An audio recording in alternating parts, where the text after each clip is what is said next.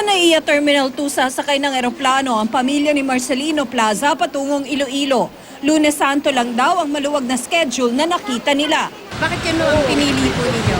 Ay hindi masyado ang pasahero at saka ngayon lang ang available na Noon kasi walang available.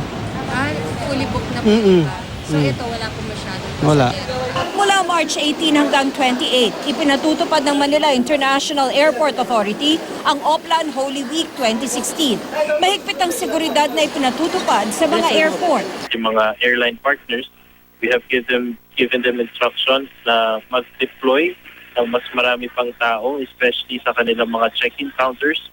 We have given also directives to agencies, operating government agencies, para sa pagproseso din ng mga pasahero. Sa NAIA Terminal 1, di rin ganoon karami ang mga pasahero. Mas marami ang mga pasahero sa NAIA Terminal 3, pero marami pa rin mga counter ang bakante. Ang mga porter, todo kayod. Marami pa rin po nagpapa-assist pero may mga madalas lang talaga ibang mga customer. Siyempre natakot pa rin sa mga nangyaring naganap ng mga nakaraang taon, nakaraang buwan dahil sa nangyaring laglag bala. Ayon sa Manila International Airport Authority, ang bulto ng mga pasaherong babiyahe para sa Semana Santa inaasahan sa Miyerkules Santo pa. Ang bulto naman ng mga uuwi, inaasahan naman sa Easter Sunday. Kasabay niya ng inaasahang pagbigat pa ng daloy ng trapiko. We advise passengers to please allot enough travel time on the road. Yung usual advice natin sa kanila is be at the airport already 3 hours before the flight.